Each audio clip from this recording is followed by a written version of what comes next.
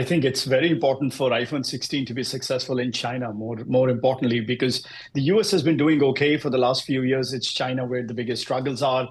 And again, this is the one phone that has been touted with a lot of artificial intelligence features. Now, you're not going to get them today, but over the next 12 months, more and more of these software updates will be rolled out. But you do need the hardware to run those things. So, it comes with iPhone 16. What is the situation in China right now? I mean, we know that the world's second biggest economy, is slowing. Can you talk about the expectations there and just how big of a deal this potentially could be for them? Yeah, so the three things to think about in China. First, most people may not know, but that's the biggest market for the iPhone for Apple. It is, the biggest growth market as well as the biggest install base of iPhones in terms of Apple's total iPhones that are out there, throughout globally. Second thing, consumer slowdown in China, that could have an impact. And the third big factor is, the local competition is really heated up with Huawei and their new phones that just came out last year for their 5G version of it. And because of that, Apple's had some issues in terms of the competitive landscape. They've had to reduce prices a few times, which they never do. So it's a very competitive market. Tim Cook has admitted to it a few times on the conference call that Apple's going to be a very tough market for them, but they will try to, fight it out.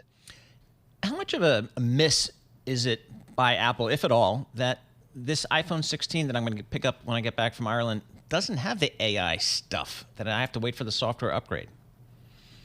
One of the things to think about it, as an Apple user, you're not going to just give this thing up and go and get an Android device just because something is delayed. And Apple is very conscious about the quality control and the way it launches either new products or new features. They don't like any mishaps. Now, it happens once in a while. They had a map issue a long time ago. They had an antenna issue, but these are like very rare instances of software updates that happens with Apple, but they're very conscious about it. So I don't think they're going to go with something that's not fully baked and works well for every user. So I don't think it's going to have an impact that much. But the big push that we are modeling in our numbers would be the next year model, which is the iPhone 17, in conjunction with all the AI features going through. We think that's going to be a bigger lift for iPhones than what's been currently released this week. Well, I'm still trying to figure out the advantage I have with 5G on my phone. Yes, exactly. Remember when that was all the rage? That was the rage. What's the benefit of the AI features that I'm going to enjoy? I think a lot of that has to do with people who are using voice control or are able to, I would call them very power users. And you talked about 5G. That was the last time these guys got a push in the shipments. That was FY 21, 22. We think that big refresh cycle is going to play a little bit this year and more next year.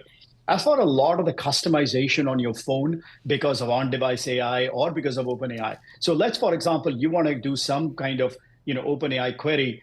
You would have to go to the OpenAI app and do it. But now you can do it with Siri for those people who are active users of, these AI-based applications.